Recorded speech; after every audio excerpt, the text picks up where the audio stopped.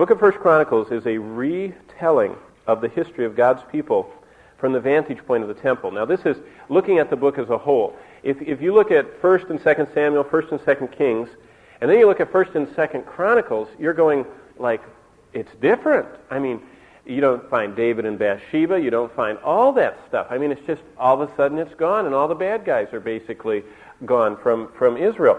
And what they're doing is they're only showing everything as it relates to the vantage point of the temple and the worship of the true God. In other words, if you weren't ever involved with the true God, you don't count in this. This emphasizes how important their relationship to God is. That's what all of 1 Chronicles and 2 Chronicles is. It's saying your whole life matters for eternity in what your relationship to God was. And that's all that matters. Now, the first 9 chapters give 3,500 years of continuous human genealogical history. Have you ever read 1 Chronicles, first 9 chapters? I mean, it's where most people stop reading the Bible through. It's one of those genealogies, and it's the longest genealogy in the Bible, and it's also the most unique because no one on the planet other than this section has 3,500 unbroken years of human father, son, father, son, father, son. No nation, no civilization, no culture has ever recorded 35 successive centuries of every father and every son and named them. It's unique. It's amazing. And don't just skip over it lightly, because those continuous years of history, unparalleled in the history of the world, is because, and I continue reading, the sacred line of redemption and the sacred line of promise is very important to God. And that's why he names all of them, because every one of those people were a link connecting God's plan. And that's why all Satan had to do is come in and break the link. And he tried on several occasions, right? Remember when Athaliah came and killed all of the children of the king except for one? And he was hidden away. And then old Joash was brought out, 6 years old or whatever, and they crowned him and did all that stuff. But Satan was trying to destroy the link and the lineage, and he can't. And so each individual, continuing to read, had an opportunity to serve God. Every one of those people, and that's what I like, 3,500 years of genealogy, and every one of them, God knew them exactly by name. He knew all about them. He knew them before their birth. And he said, you know what, you're part of the plan. Are you going to agree with it, or are you going to resist it? Am I going to have to work in spite of you, or are you going to be part of it? Now, there's 3 elements this book brings out, and they're the 3 elements of what a right relationship is all about. If someone has a right relationship to God, first of all, it'll deal with their upward relationship, and then it'll deal with their outward, with people, and then their inward, what they're like on the inside. And they were to, number 1, worship. That was their upward relationship to God. And our lives are supposed to be characterized by worship. Now, most of us don't think about that. Now, most of us think that we're, healthy or happy or athletic or, charming or socialites or whatever. We're great with antiques or whatever. But God says that a Christian are those that worship God in the Spirit. We are to be characterized. The description in the New Testament of a Christian is a worshiper of God through the Spirit of God. That's what we are. And so this is the relationship, number 1, an inward transformation that causes us to flow upward in worship to God. This is because, secondly, they were inwardly obedient. You can't worship God in an upward relationship with him if on the inside you don't have obedience, because God doesn't look at the outward, he looks at the what? At the heart, at the inward. And so he wants us to have this upward worship, this inward obedience, and then outwardly their relationship to everyone around them was that they were to be God's loyal people. Now, in Tulsa, Oklahoma, we're supposed to be known, when you're driving in your car, you're known as a worshiper of God that obeys everything you know about God on the inside. And when you relate to people, you relate to them as God's loyal people. I was just at the Civic Center Monday night, and I bought shouldn't have, this is a confession, I bought one of those Polish sausages. Those things at the Civic Center are very, very bad for your health, I'm sure. And I also bought something for my son. And, in 3rd grade, I learned how to add $1.75 and $1.75. But this person that was far older than me hadn't learned that. And so she asked for an amount of money that was wrong. And I didn't even think about it until I saw how much I got back. And I said, ma'am, those two things cost a lot more than that. I said, you should take this back. She couldn't figure it out, so I finally gave her back the amount she needed. You know why?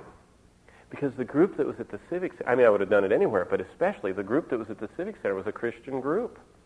And I wanted her to know that Christians are loyal people of God, and we don't take advantage of someone else's misfortunes on any. And that's why if you go somewhere and if someone makes a mistake, and for your benefit, and you correct it, and they look at you aghast, you say, it's because I belong to the Lord. I worship God. He watches me all the time, and I want to have an outward loyalty to Him. Okay, here's a general outline of the book. The people of the Lord are in the first 9 chapters. That's the genealogy. Remember, that's the 3,500 years of people that the line of Christ came through. Then, in chapter 10 through 12, is the Anointed of the Lord. Then the Ark of the Lord. You remember that, Uzzah and taking the Ark up. And then the Covenant of the Lord, and that's all that the Lord covenant He made with David. And then the Temple of the Lord and all the preparations and getting everything ready. So that's basically what First Chronicles is about. Now, let's look in depth at these 3 elements of a right relationship that are illustrated in this book. Number 1, if you want to follow along, I'm going to be reading a lot of verses from First Chronicles. And so if you want to follow along, I give you the references, and you can just join in with me in learning this. But scriptural worship is on the basis of an upward relationship with God. And that upward relationship with God, first of all, is described as worship that is filled with joy. Now, what we're looking at is, what are the elements, first of all, of worship? And the first element of worship is, if you're really worshiping God, it will be joyful. Now, let me describe that from this book. In 1 Chronicles 13:8, it says this: David and all the Israelites were celebrating with all their might before the Lord. I mean, they didn't come to church and go, oh boy, you know, I didn't get my parking place, and I didn't get my pew, and I was late, and there were no sticky buns left in Sunday school when I got there, and the coffee was burnt, and, you know, and the teacher was boring, or whatever. Look at what it says. David and all the Israelites celebrated with all their might before the Lord, with harps, lyres, tambourines, cymbals, and trumpets. You know what that's called? Full-hearted joy. There's nothing quiet about that. Those people were so excited to be in the presence of God. Now, whether you can sing or you can't sing doesn't matter. Do you full-heartedly worship God when you gather together for the purpose of worshiping Him as a group, as the assembled people of God? When I pastored in New England for 6.5 years, there was a man, always sat in the second row. I called him Woody Woodsman. He would pop out the largest pocket knife I'd ever seen. And during church, he'd clean his fingernails with that knife. And then he'd put it back in that holster. He kept it in. And he could not sing. He had the most raspy, dead, monotonish voice you ever heard. And I could hear him way up. It was a high platform. I could hear him, Amazing Grace.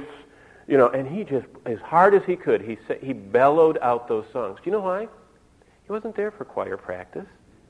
He had full-hearted worship of God. I mean, that was just him. He was Mr. Cleanest Fingernails in the front row with a big knife, worshiping God. And you know what I always think of whenever I get to this? Full-hearted, joyful worship. I mean, you couldn't deter him from worshiping God, even if you didn't give him a seat, and even if you didn't like his voice, because he came not for us. And you know what? If you come for the sole purpose of full-heartedly worshiping God, nobody can ruin it by taking your parking place or whatever. Secondly, look at 1 Chronicles 15 and verse 16. It says, And David told the leaders of the Levites to appoint their brothers as singers, to sing joyful songs, accompanied by musical instruments, lyres, harps, and cymbals. Now, it's growing. See, first, with all their might, they're pounding. Can you just hear them pounding their tambourines and playing and crashing the cymbals? But then David says, hey, go out, you Levites, and get some of your brothers, your fellow Levitical people, and have them sing to all this noise. So, you know what it is? Full-hearted joy and shared joy. They said, can you share our joy with us? Would you like to sing along and swell the praise to God?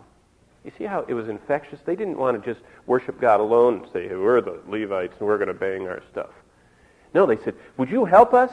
And see, there's something about sharing the joy of worship, and that's why the church is so unique, that we all have equal standing. God doesn't give his Spirit by measure. And I don't know whether you realize this or not, but I don't have any more or any less of the Holy Spirit than you do if you're